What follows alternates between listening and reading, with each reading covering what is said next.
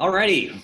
Well, we are here with our next installment of the ACE interviews with Jed Diamond. He is I call him the master of acting. You probably have a title that you'd rather prefer. Head of the acting department, we'll call it that, maybe. You want to give your official title at UT? I'm an associate professor of theater, and I'm the head of acting, There we go. particularly the MFA, with a particular focus on the master's program in acting. Yeah. But Jed's got quite a storied background in theater. He's also been a great friend of the nonprofit ACE and the Bijou Awards when it was the Bijou Awards. And so we're very happy and honored to have Jed on today to talk for a little bit. So Jed, I always like to start off when I'm talking to theater people. I just want to kind of get a little bit about your background and when was it, and how did you get involved in this art form? It was a long roundabout path, Jay. But I've always been a great lover of reading and of literature, and my starting as a child. And by the time I was finishing high school, I was reading some Shakespeare to myself, and I started a drama group in my high school, which had no drama group. And we didn't really put on any plays, but we did some short performances and sort of ran some talent shows.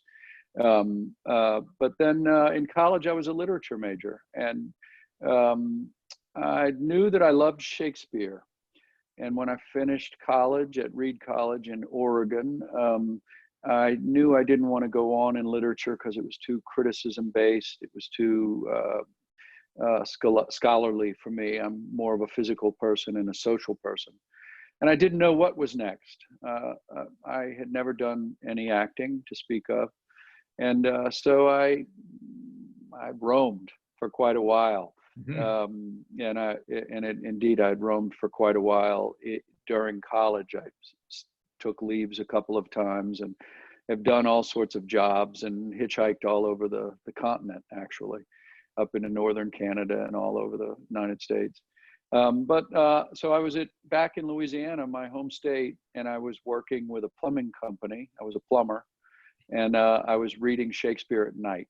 And there was a night that I was sitting at my desk and I was reading King Lear, which remains my favorite play. Mm-hmm. And I just had the thought, I no longer want to read these. I'd like to be in this. I'd like to some point be in this. And from that thought, I thought, well, I have to get ready. And it was in the next couple of days, one of these serendipitous events, that a friend of mine said, there's a local theater that's doing a production about a World War I veteran. It's called the oldest, what was it? I'm getting titles mixed up. The oldest living graduate, it was called, I believe. And it was a series, but it was about a World War I veteran. And my grandfather was a World War I veteran, and this character was very much like him. And I went and auditioned for a play. And I'd never auditioned. Jen, how old are you at this time? I was 27 at this time. Well, that's great. So I 26. I point that out, meaning that you don't have to be doing plays when you're 10 or 8, right. And have a resume. Yeah, but go ahead. No, you don't. I'm sorry. Yeah, no, that's all right. And so I went and auditioned,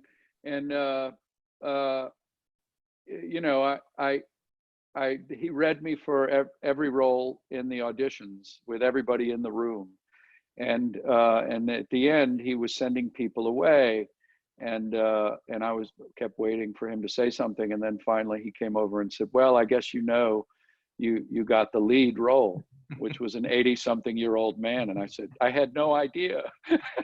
And he said, "I could have cast you in any one of the roles." So it was a great flattering moment, and I played the old man in a wheelchair, an 80-something-year-old man. I basically just imitated my grandfather, who had been in a wheelchair.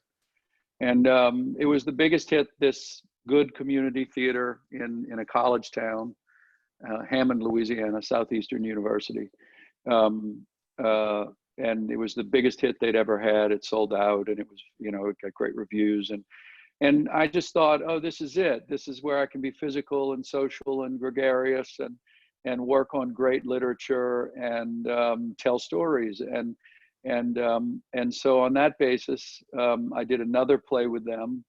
And then I had some dear friends in California from college who said, "This is it for you." And they said, "Why don't you come on out here to the Bay Area and just try to do theater, and we'll support you for a few months." Oh, wow. So I finished. They wanted to get me out of Louisiana, I guess. I finished paying off my college debt and left for California with $6 in my pocket, and and lived with my buddies in Berkeley, and did 4 plays in short order, and auditioned for graduate schools. And I got into NYU, which was at that time the best graduate school in the country. And it was a great, great good fortune. I walked into those rooms in those 3 years of the master's program in New York City. I was a country kid, so that was a big change. And I thought, oh, I've come home. I felt like I was learning in those rooms what I had always been sort of thinking in my own head. And it was a fantastic, difficult, challenging, profound, wonderful, life-changing 3 years. I still have very close relationships with my principal acting teacher, and now 30 years later. That started it. And from that, I started working professionally. I worked in the New York Shakespeare Festival. I worked at Arena Stage. I did 4 shows at Arena Stage in Washington, D.C., which is the big theater in Washington. Really great roles in great plays. I got to play small roles in Shakespeare in the Park in New York, and I got to understudy F. Murray Abraham and Lear as Lear and Gloucester, which I had to learn in a week, but I did. Several shows at Syracuse Stage, and a year-long tour with the Acting Company, which is a professional touring company that does classic plays, that was originated by Juilliard, John Houseman, and Kevin Kline, and many of those people were in the first Acting Company, which still exists. And then I began teaching. I got a grant to study voice in Alexander and London for a month, which I did. And when I came back from that, I got some offers to teach, and particularly to be the associate director of the Shakespeare Lab at the Joseph Papp Public Theater in New York. And I did that. And when I got in the room as a teacher, I felt more natural there than I'd even felt ever as an actor. And indeed, teaching jobs just started flying my way. So I taught freelance for, I don't know, 10 years in New York, and extensively, many hours a week, 6 different schools, and at the Public Theater, as well as I was still acting until about 2000, when we had our daughter, my first child. And then at that point, I knew I wanted to teach, but I wanted to run a 3-year master's program, and I started looking. And in 2004, I got the job here, which was a tremendous, tremendous opportunity, because the UT has a terrific endowment, and the Clarence Brown Theater, and it's a great place to raise kids. So I've been very happy. Been here 15 years. So that's right. So what do you think it was like? What do you think they saw on you that said? And we know, and I will say this before I make a joke, because I was gonna make a joke. Was your acting so bad they said, you know what, you need to get off the stage and go teach? No, we know you're a phenomenal actor. We've all seen you act, and you're famous in this area and probably other parts of the country too. You're a phenomenal actor. What is it that people saw in you that said, you know what, you really need to teach it? Do you think it's your cerebral approach to, your craft, that they said that, we'd like you to impart this on others? Or I think it's twofold. I sort of have an Irish gift of gab. I mean, I can be, I think I'm very, very passionate. It took me a long time to find the work I wanted to do. I didn't have any artist role models in my family, and nobody who was as connected to literature as I was. And I was from a small town in the South. I hadn't really seen many plays, frankly. Mhm. And of course, I'd seen movies. Um, but when I got to NYU, what we studied and how we practiced changed my life much for the better. My health, my physical health, my mental health, my knowledge of self, my well-being, and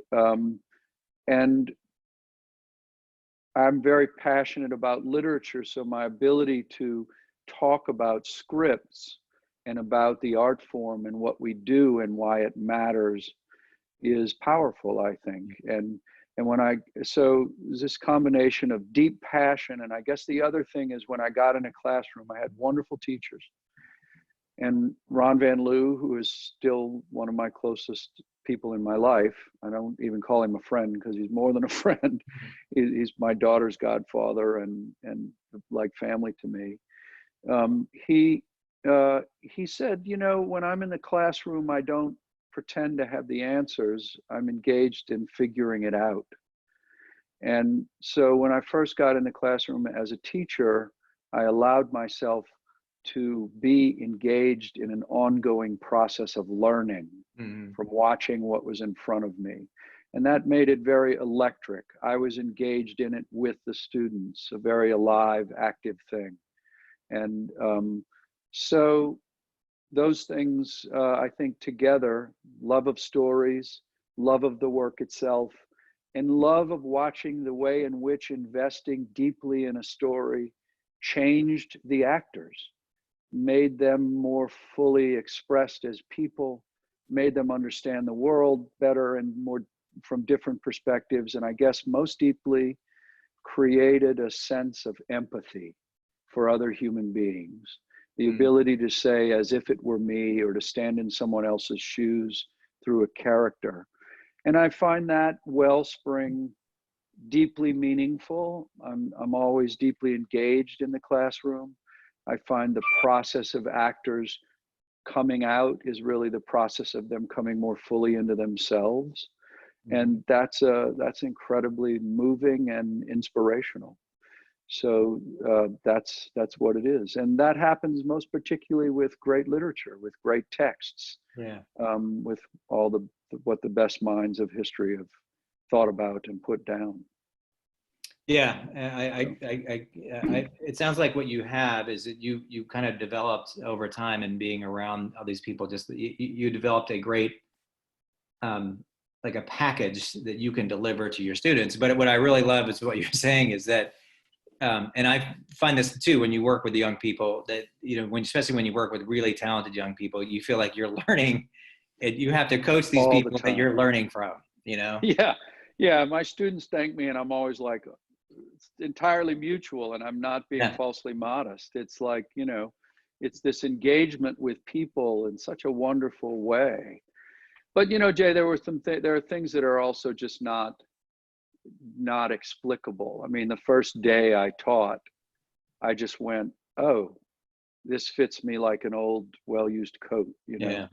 It just was right for me. You're wired that from my family, I'm just wired that way. Yeah. From my family, from my sibling order, from my deep psyche, I'm just kind of wired that way.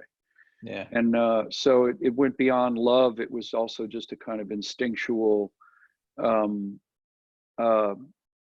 I just felt like a natural. And that's what my teachers also told me. They said, you're a natural at this. And they even said, you're more natural at this than acting. so which was true. I've learned acting by a lot of craft and a lot of being in the room teaching and watching the laboratory of the studio. Yeah. So yeah, that's great. Well, I think we can, it'd be fun to sit and talk to you, Jed, about all of this, this whole interview, but let's talk a little bit, if you don't mind, about, you know, from the young person's perspective, and it's different for you and it's different for me. And plus, and I won't divulge our ages. You and I are, we're older. So even the process of like going to college, I didn't go to college for theater. You didn't go to college for theater. But even the process of getting into, but now you are on that side. You are recruiting people to come to your college, both for undergrad and for graduate work. What do you think now? I mean, if you could go back, say, let's just take you back, and say you started acting when you were in middle school or high school, and that you wanted to apply to colleges. What do you think you would have done, and what do you recommend that people, that young people do today, when they're thinking of choosing a college, and they love theater, they were successful in high school, or you know what, they didn't really click in high school, they didn't get it, and they want to go to college and they want to do something that's what I love about theater was it's a family. You're basically Right. instantly in a family.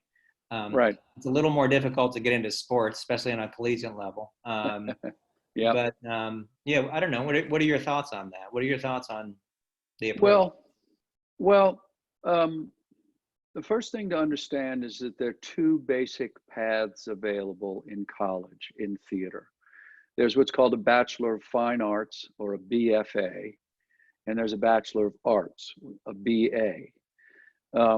And the difference between those two is that the Bachelor of Arts is a broad-based liberal arts degree, meaning that you are studying a spectrum of subjects, and that it is essentially an academic degree, and it would be akin to a degree in history or a degree in English, but the focus is on theater, on drama, on the history and traditions of theater, on how the art form is made, etc. But it's a part of a broad-based education, so it's not specialized.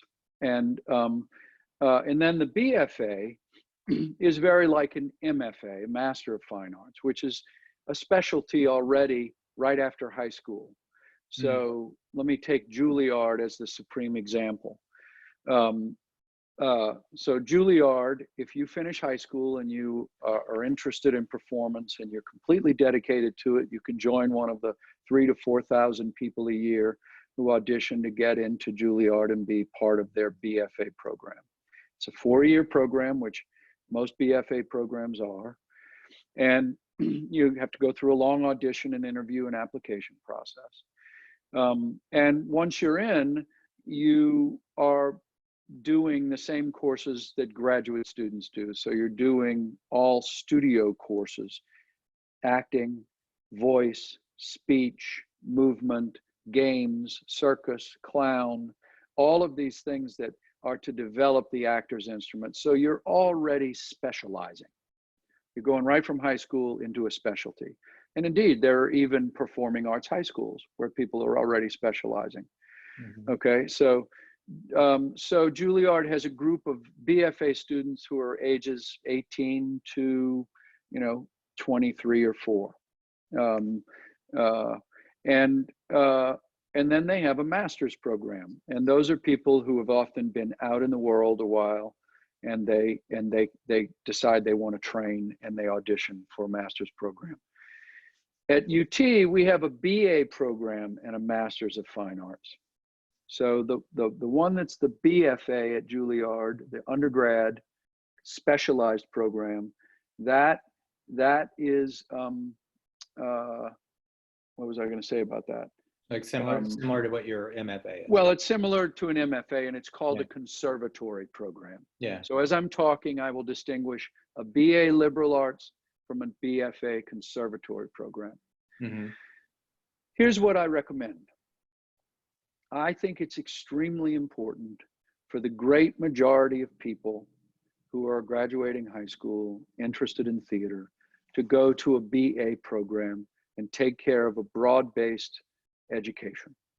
You want to not specialize, and that the creatures, the particular people who should specialize at that age are very rare, and have a particular kind of clarity. And I will tell you that even at Juilliard, the best in the world, okay, for BFA, best in the country for BFA, many of those students, if they have a class of 20, that graduates or that comes in, by the time they graduate, probably as many as 10 to 15 of those will not continue, because they're so young, they still don't know what they want, and yet they thought they wanted to be actors, and they specialized, and now they leave. They don't have a broad-based education. They have a very specialized education, and it's not what they want to do.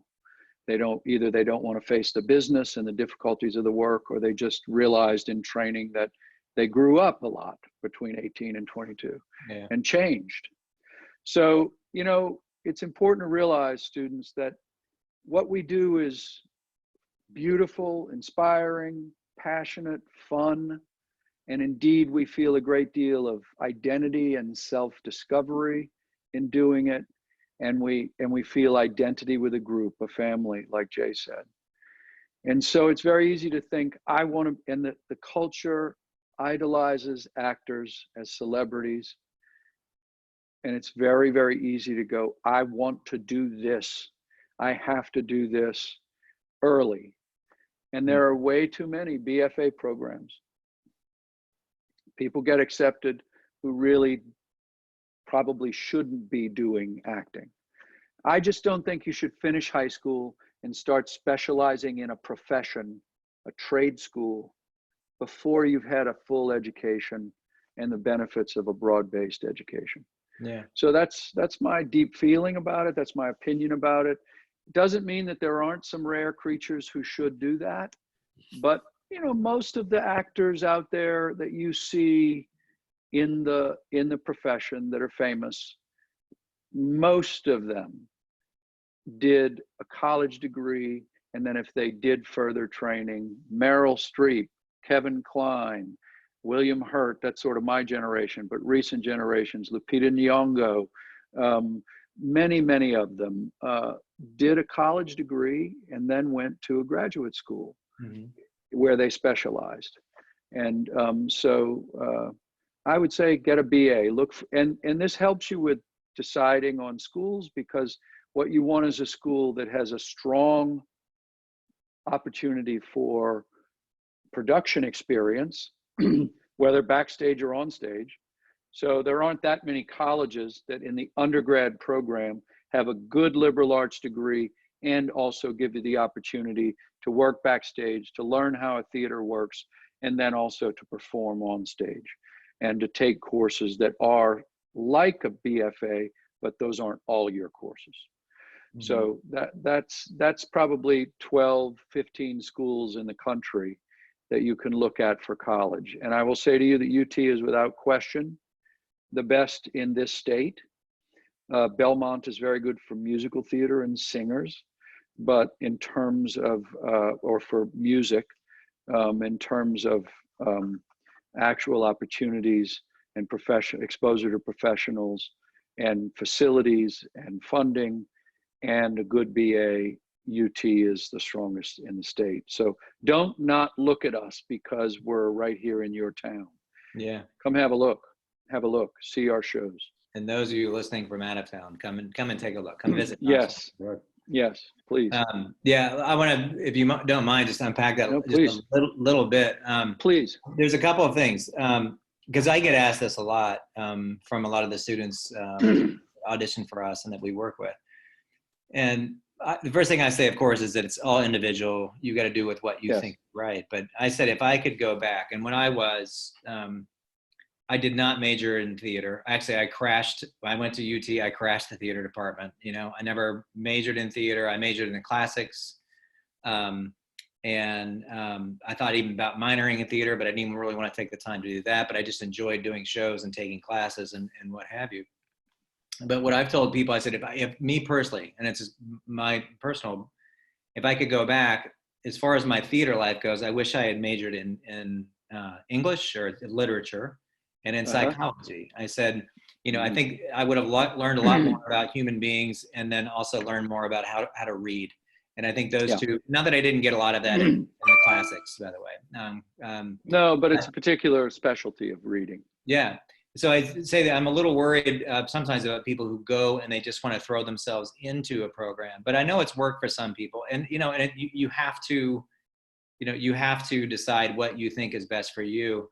I also think of that. There's a Malcolm Gladwell story here about a woman who chose to go. She got a full scholarship to Syracuse. This is totally off subject a little bit, but in herpetology, she got a full scholarship. She would have been a big fish in a small pond there, but she also got into Brown and wanted to go to Brown, and they have apparently a very good program. And she went there, and she felt like that everyone was as good as she was, if not better, and it totally killed her spirit.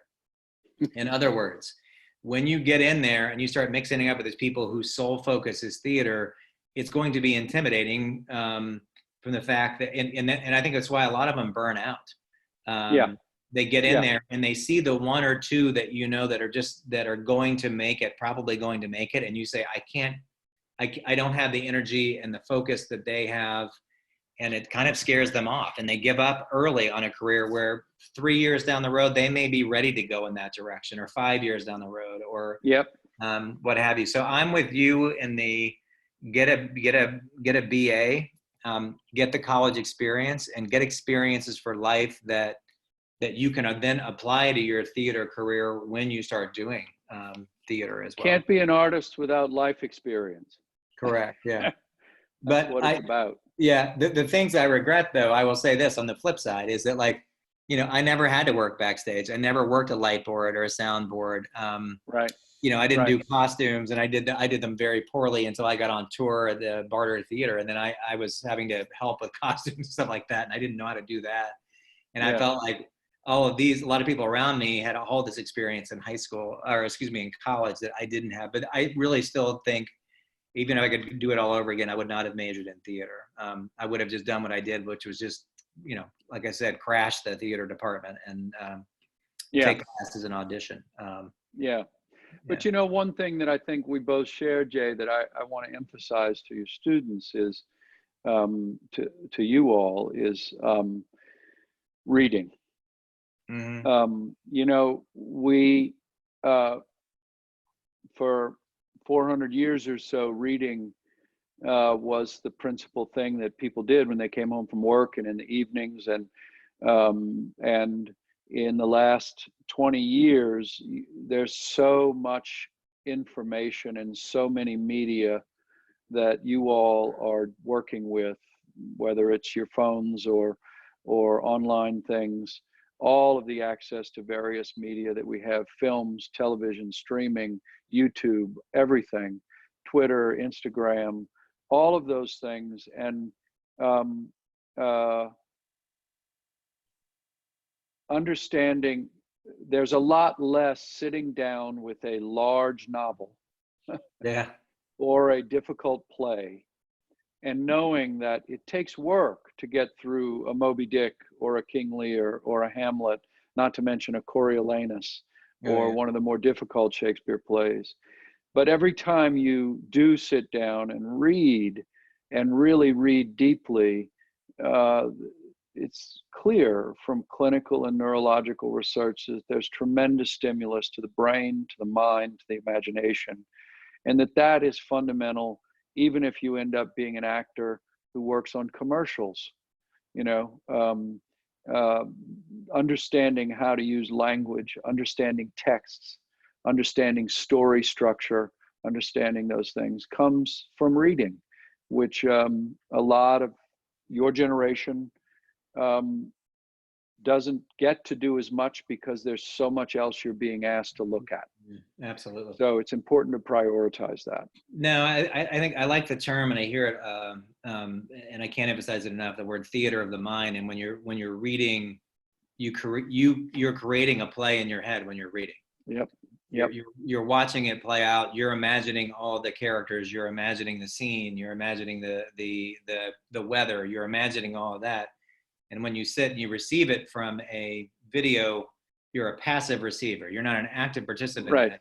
You're laying back and letting someone else's dream or their imagination, become your own, which I could not agree more. I think it's the art of reading, and I think we both can totally agree that if you want to be a great actor, read plays. It'll help you learn to audition. It'll help you understand character a little bit better. You'll help you understand authors a little better. Right. I don't think Yeah, there's, and I don't once think you there's enough of become a that. reader, it's one of the great pleasures of life. Once you become a reader, you know, but you have to work to become a reader. It's an active thing. You have to soldier on. You know, there are books. The great books are inevitably challenging because you're dealing with great minds engaging the world, and so you know, you have to. You know, you have to read Collect and books. read and read. And that's not my office. Yeah. And I don't consider that I have many books, but it's important. And it's really important. And I find when I'm working now with even my graduate students, I have to really, you know, encourage some of them to keep reading because they haven't actually read that much. And they'll say, wow, this book is really hard. And I'll say, yeah, good.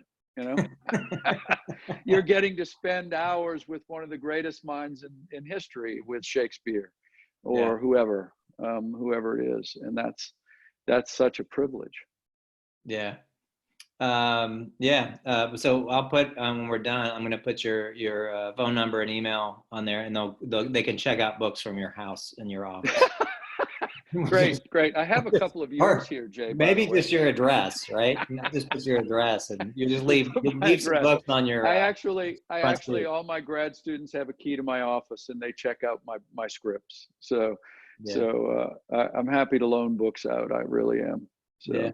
Oh, you know what? Another thing is, we were just talking about monologues and finding monologues. That's how you find monologues as well, is by reading. Yeah. Everyone's always looking for material to audition with, and if you don't read, and you never know. You never know. Something will speak to you that will not speak to anybody else, and that becomes your monologue.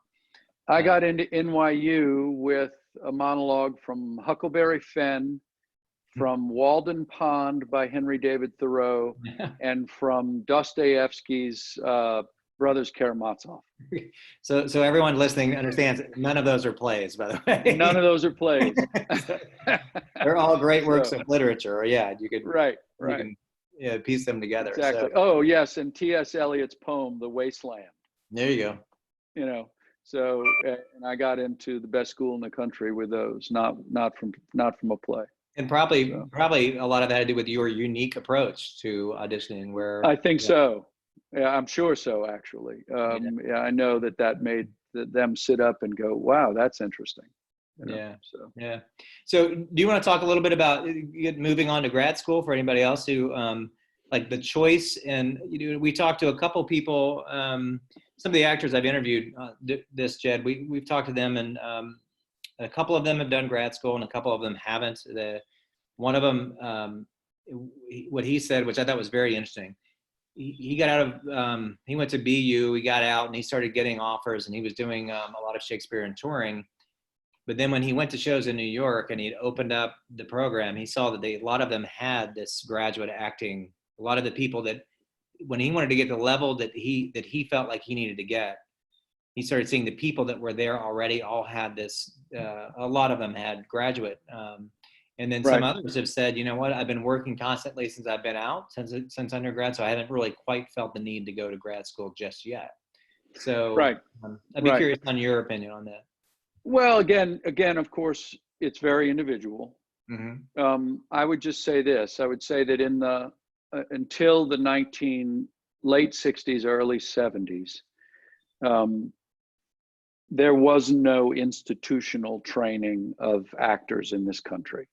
There were some private studios that you could go to in New York to study with particular teachers, but there were no large institutions offering organized degree programs or organized training. The way actors would train would be to apprentice with a company. So they would be in the profession, and they would watch from the wings as pros worked, and maybe someone, if they were talented, maybe some senior member of a company would take them under their wing, and then they might go and get an elocution lesson or a voice lesson or an acting lesson from an individual teacher separately, or dance lessons, you know. So then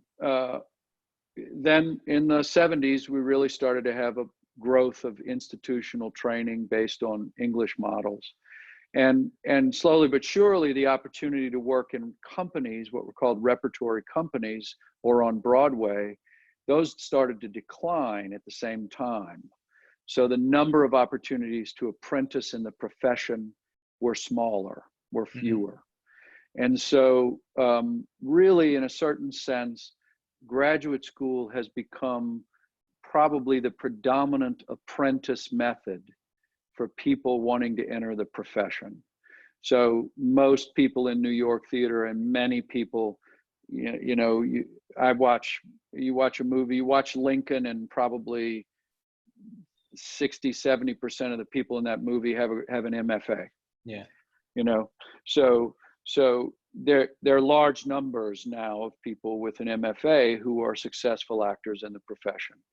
It does give you a foundation and the privilege of 3 years to just work on yourself and your approach to texts, with guidance, with critical feedback, and with performance experience.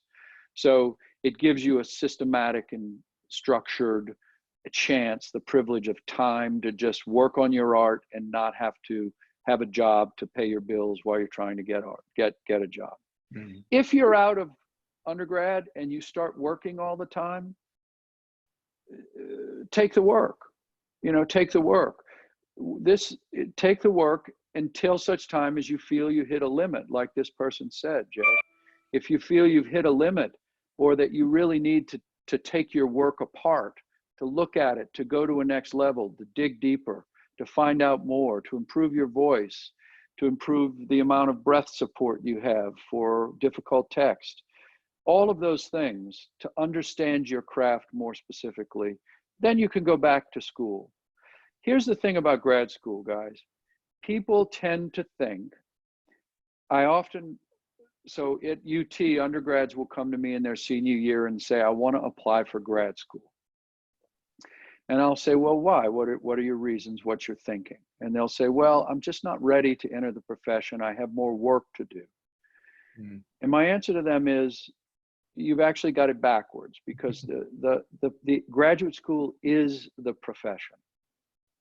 And so what you need is some time out in the world, trying to auditioning, trying to get jobs, getting jobs, experiencing things, having your questions get more clearly formulated, learning more about your abilities, all of those things.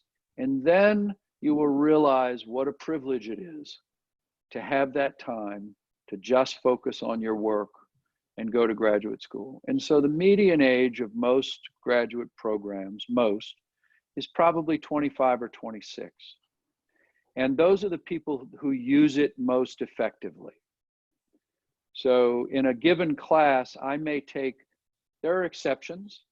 I may take 1 or 2 people who just finished their undergraduate, who feel mature enough and ready enough and experienced enough to handle graduate school, and not burn out on being in school, because they've already done 4 years. Yeah, that's a long time.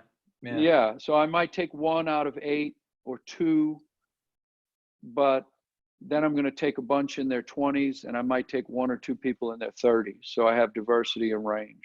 I've had a student as old as 48, and I've had students as young as 21. So yeah, take some time after undergrad, after you get that BA, and try to work, really explore it. It's the first time you're on your own. You're paying your own rent, you're getting a job, you're trying to make it in the world. All those things mature and ready you to know if you want to use graduate training. Yeah. And then it's time to apply. Yeah.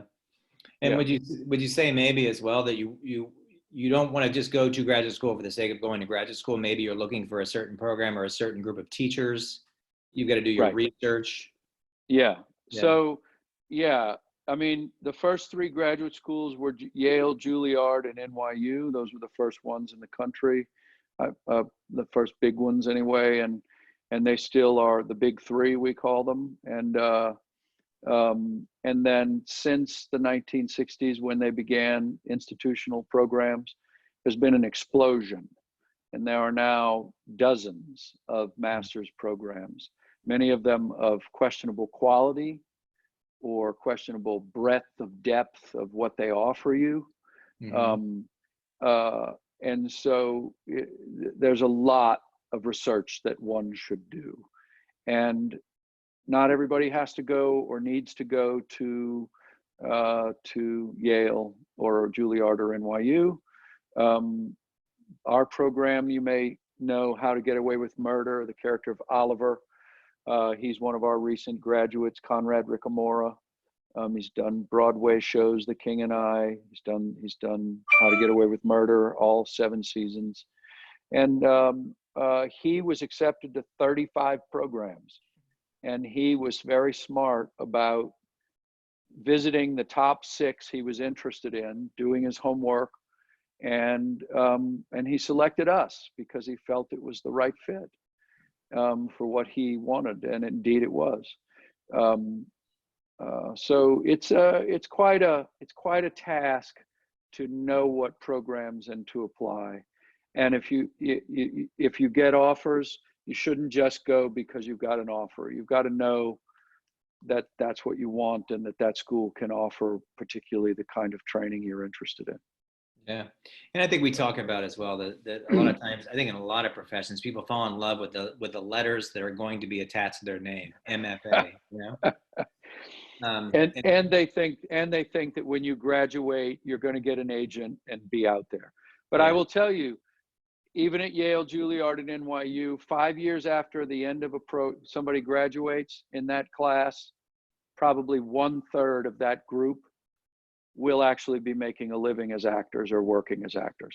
Yeah. So even having an MFA, our business is very, very tough to make a living as an actor. Now, they do many valuable other things, and a theater degree, don't let anybody tell you, including your parents, tell you that a theater degree is not useful. It teaches you incredibly useful life skills. Businesses, you can find it online. Businesses will tell you they love hiring theater people. They understand producing, they understand discipline, they understand scheduling, they understand teamwork, and they understand communication. That's even true of Google will tell you that about theater people, as opposed to people who've only done math and engineering. Yeah. Well, and that, I mean, we're not even talking about the creative side of theater and what you learn creatively. Right. How you can apply that to any business as well. Yeah, well said, Jay. I should have said that. No, but you talked about all the stuff that you know, I don't think people think of theater that way. Right. You know, how it applies. Right. Yeah, I think that's phenomenal. Yeah. Yeah. It's a great thing to study. It's a great thing to study. Yeah. Well, let's I want to get your, again, I think this is fun. I could talk to you forever. Likewise. About this stuff. But let's get, like, you know, let's go back, and maybe not even worrying about grad or undergrad school, but just say that let's go back, and I'm a young actor. I'm a freshman in college or high school, excuse me. And I'm just looking for advice from a sage mentor. Like, what's the, you know, I think you and I have touched on the idea of reading and you know, life experience and things like that. But what would you say to that freshman or just a high school person in general, if they want to go into theater as a career, if they're starting to think about, man, I got on stage and I just fell in love with this. This is what I want to do. This is the first thing that really interests me in life. And what would you say when they'd come to you, Jed Diamond, and said, I really love this, Jed. What should I do? The simplest thing I would say is observe people. Be interested in all the layers of a human being, from their behaviors, their manners, the way they talk. Imitate people, follow people. Be interested and curious about their perspective on things. Get to know old people, spend time with them, young people, people who are different from you. Be interested in people who are different from you. And be interested in people's strangenesses and their oddities and their weirdness. There's so much conformism, and people who are a little different What makes them tick? Why is that so? What is it in their background? Why do they talk the way they do? And more deeply, what experiences have they had? Try to understand them, stand in their shoes. Because no matter all of the pragmatic things of, try to get in plays, read scripts, those are all direct and pragmatic. And yes, do all of those. Try to play an instrument. Watch movies with interest and curiosity about the performance and why you would just watch it the first time to watch it and you love it. I love this movie. God, I love that actor. Ask yourself why. Mm-hmm. I love that musician. I love the Beatles. Spend time listening and going, what is that creative thing? What is it that they have that they capture? Doesn't have to be that direct.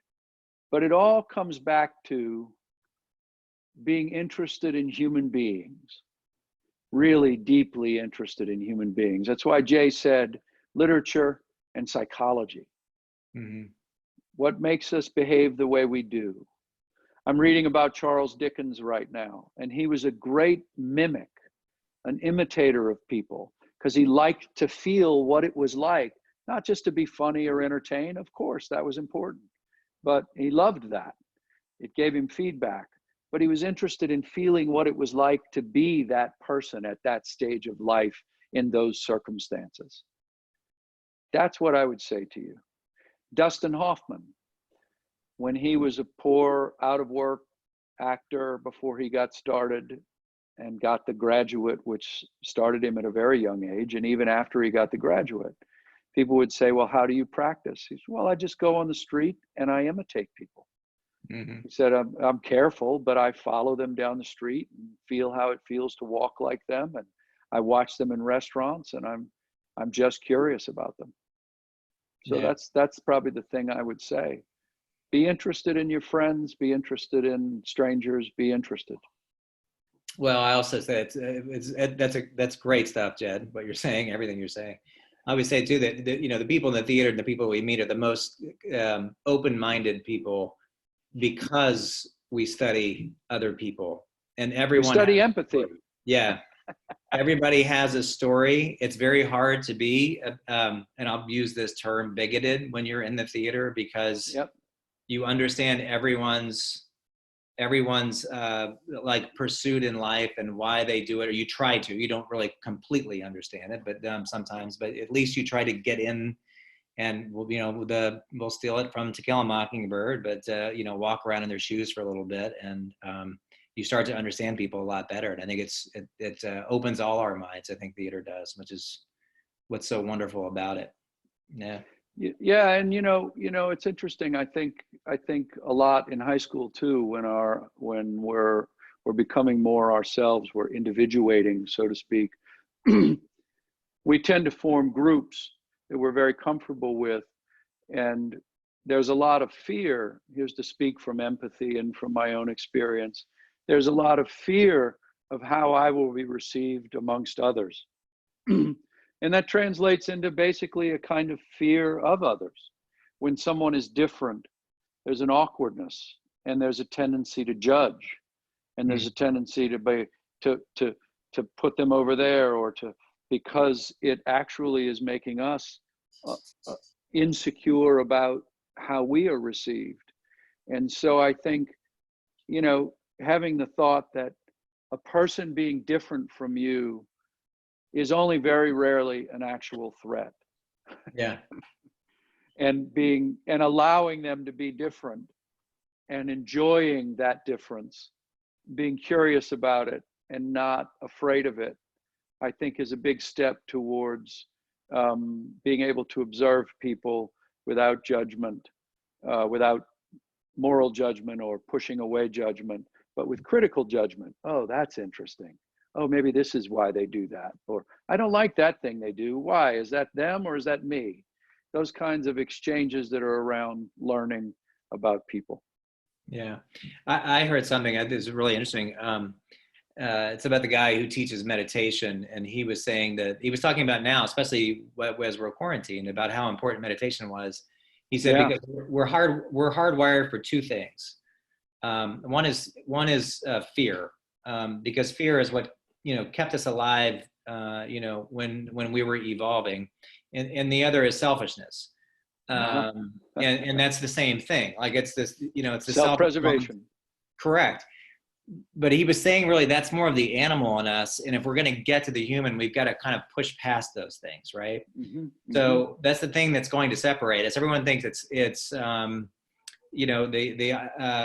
decision making and the skills, that functional brain which separates us from the animals, and that's not it, because they can now tell that animals can do some things, have some sort of higher learning skills that we didn't think they had. But it's when we are our most human is when we care for others and do those things, get out of the fear, get out of the selfishness. And that's what I think I love about theater as well.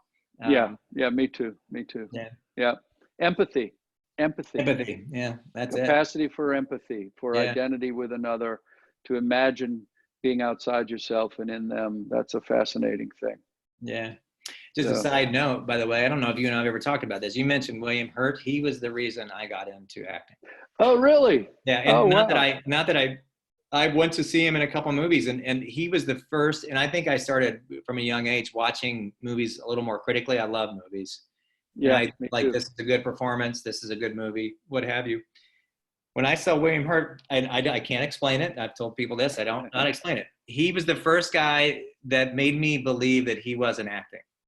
He's the first actor. Now then when I went back and saw, like, I would go back, I started to read about Brando and James Dean and watch them, and I could find others eventually, and I'd start looking for it. But I could see actors know where the camera was. And to him, it just seemed like the only thing is important was he was who he was in that scene, and he was with his, the other actors, and he seemed like the most real person on film, and he's the reason I got into it. I said, I want to be like him someday. That's so great. I love William Hurt. He's such a minimalist and so profoundly, he so profoundly transformational, but all sort of internally and psychologically. Yeah. It's, he becomes totally different people, and you're right. You don't see the technique. Yeah, that's great. Yeah, and I will say there's been one or two movies where I've like, I didn't like him as much in those movies because he was so minimal, right? That I felt like I needed a little more from him. But for the most part, I really just enjoy it. I get excited whenever he does anything, and and I've told people that, and they're like, he's my least favorite actor because he's he's too laid back. And I was like, I love the guy, I just love watching him work, so. He's an eccentric actor. He's a very different, but what he does so deeply well. It's I think he's a wonderful artist. I really do. Yeah, that's great. I don't know if there was an actor that inspired me so much as Shakespeare himself. So, well, I think about the same time I was reading about James Dean, and I'll tell this and tell this to other actors who are listening as well. I don't know why. I just got interested in James Dean. I think it's probably the coolness factor, and I was, in my teens or whatever. And as I read his biography, The Mutant King, I believe it was what it was called. And when I got to that stage in the biography, I went and rented the movie. So I watched East of Eden, and then Rebel Without a Cause, and then Giant. And I watched them in succession as I read. I got to it, I read about the movie and about him making the movie and what he did when he made this, and then I watched it, and I could see, I remember reading like that day about the choice he made and why he did it, or there was a scene he was, about how he was nervous on the Ferris wheel in Rebel Without a, East of Eden. East of Eden. And he was on the Ferris wheel, so he decided not to go to the bathroom that whole day, so he would be antsy, on the Ferris. So, why would you do that? But that's how he was a method actor, and he did it. So when you're watching that scene, he can't sit still, and it looks like he's really nervous to be around Julie. That's hilarious. Yeah, that's great. The actress, Julie. She came to UT. Yeah, I can't remember her name. But he wanted to look like he was nervous around her, and so he didn't use the bathroom. That's very funny. I'm not sure I would recommend that. I'm not recommending it for that's method acting, and that's Yeah, that's a particular type of acting. So yeah. But it is that's fun funny. to not only when we're talking about reading, and you said you're reading about Charles Dickens, who I know was an actor himself, right? Yeah, he was big time. He liked to Yeah. write plays and get in and do the plays, right? Yeah, he did. Yeah. Yeah. So it's Yeah. fun to read Yeah. about other actors too, and then see where they come from and where they pull their knowledge and their character from. Yeah, and there's a wonderful book called Actors at Work, which was actually based on a series of interviews by a teacher of mine and then written by a very dear friend of mine. And Actors at Work, and it's interviews with leading actors. It's by Rosemarie Tischler and Barry J. Kaplan. And it's so fascinating to hear in depth the different individual approaches that master actors have. And it ultimately it's a matter of that individual's imagination and the particular way their nervous system works and the way they express. It can be incredibly different routes, but often using some of the same tools or vocabulary, but a very different way that those tools are used by each individual. Yeah. It's interesting. Yeah. That's good. Same ideas. Yeah. It's great. Yeah, well, I really appreciate you doing this, and my also pleasure. to close this out as well. We were talking about, King Lear. He wrote that during a plague. He was basically inside during a plague, and they were avoiding it. So yeah. They swept through London a number of times in his life. Yeah, I'd say that he probably was dodging the plague, and yeah, more than once. Yeah, no question. It was a common fear. I'd forgotten that was particularly aligned with King Lear. So yeah, that's really interesting. Just as you said, the play you were reading, I think one of the first plays you said you had read. Yeah. Well, and just the play that really, I just loved it. I mean, I think Hamlet was probably the first Shakespeare I read, but when I read King Lear, it just took me to a new place, and has ever since. I'm actually doing a reading of it next week with one of the class of 2008. We're just getting together as friends to read it. The master's degree class of 2008. So they've been out 12 years from from UT, and they're all over the country, and there are 8 of them, and they and I will get together and just read Lear for 3 hours for the fun of it. That's wonderful. Are you Reagan or Goneril? Which one did they cast? They haven't cast me yet, but I'm assuming I'm Lear. I would assume too. I think we'll just trade it, but I'm going to make a big stink about it when we get together on the phone and say, well, I'm just assuming, guys, that I get to read the King. And we'll see what they say, because they're not too reverent to me. Well, you've aged out of Cordelia, so I think it's one of the older sisters now. Exactly. They'll probably make me play like the third servant from the left. So, anyway. All right, Jed, that's great. Thanks, Jay. It's great talking to you. This is great information, and we really, and I think some of the people who are listening will recognize your name, but those who don't, the impact that you've had on students, not only our students, but countless dozens, if not hundreds, if not thousands by now. Jed, hundreds, probably. Hundreds. We'll keep it at hundreds. The students that you are working with on a regular basis at UT, and we're all very lucky that you are. Thank you, Jay. That you are in the theater, and that we get to not only experience your gift on the stage, but what you do off stage too to help us all. So. Thank you. I'm a privileged guy and doing work that I love, and I will say to you, students, that if you are looking at theater programs and your parents are working with you to determine if you're senior and you're looking at colleges or junior, and you want to have your parents hear some of this or meet with me, just ask Jay for my information. I'm always happy to try to give some guidance counseling to people looking into theater programs. So yeah, Jed's even gone out we took a kid out to breakfast to talk to him about that. That's right.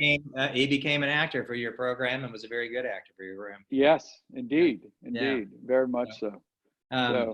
All right, Jed. All Well, I right. won't keep you any longer, man. This was great. This is great information. Likewise. And Really just love like watching and reading, I learned a lot just listening to you right now.